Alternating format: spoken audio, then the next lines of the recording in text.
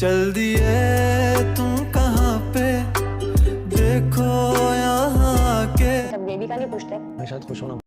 Dan मूसा का जो मुस्तफा है वो हमारी इस नई कंपनी को दुनिया की बेताज बादशाह बनाने की सलाहियत रखता है। ना ख्याल रखते हो मेरा, मेरी दवाइयों का, मेरे खाने का। मेरा ये घर वाहिद पूंजी है और मैं इस घर को छोड़ नहीं सकता। What is this? तुम्हारे शौहर के कारनामे, हमारी पीठ पे छुरा घोंपा है उसने। कंडीशन में तुम्हें दुनिया की सारी सहूलतें मिलनी चाहिए।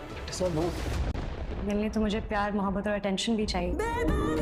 और मैं इस घर की डील कर चुका हूँ। नाजरीन, ड्रामा सीरियल कभी मैं कभी तुम की नेक्स्ट एपिसोड बहुत ज़्यादा इंटरेस्टिंग होगी।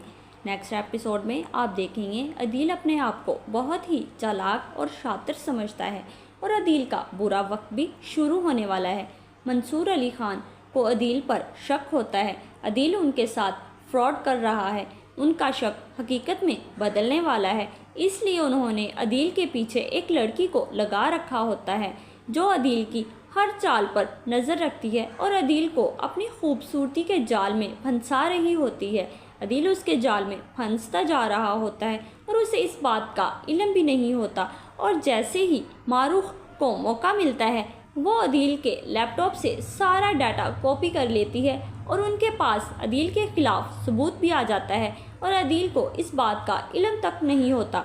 अदील के ख़िलाफ़ सारा सबूत मंसूर अली खान तक पहुंचा दिया जाता है। उन्हें तो पहले ही अदील पर शक होता है और ये सारा सबूत देखने के बाद उनके पांव तले से ज़मीन निकल जाती है। वो अपनी बेटी रुबाब के पास जाता है और उसे अदील की हकीकत बताता है। ये फ़ाइल देखो तुम्हारे शोहर के कारनामों की।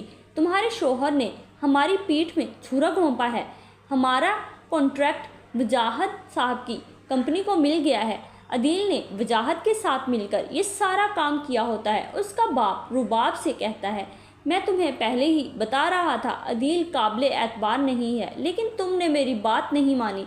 अदील की हकीकत सामने आने के बाद रुबाब के पांव तले से ज़मीन निकल जाती है। उसे यकीन नहीं आ रहा होता अदील इस हद तक भी गिर सकता है।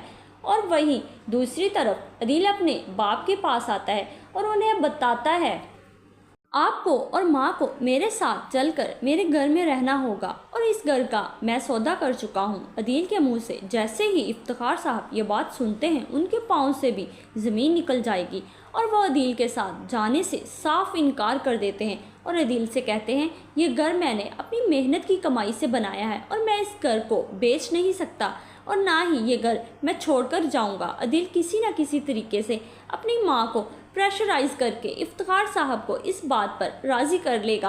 अदील ये घर बेचकर अपने माँ बाप को रुबाब के घर ले जाएगा। और वहीं दूसरी तरफ मुस्तफ़ा के साथ भी कुछ अच्छा होने जा रहा होता है।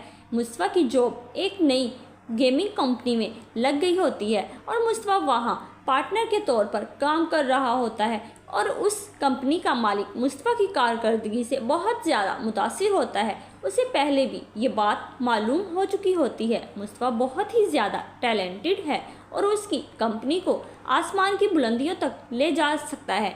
मुस्तफ़ा उस कंपनी में दिन रात मेहनत कर रहा होता है और शर्जीना भी इस बात को लेकर बहुत ज़्यादा खुश होती है। मुस्तफ़ा की इनकम भी अब बहुत ज़्यादा अच्छी हो जाती है। मुस्तफ़ा दिन रात काम कर रहा होता है, इसलिए वो शर्जीना के साथ थोड़ा सा भी टाइम स्पेंड नहीं कर सकता।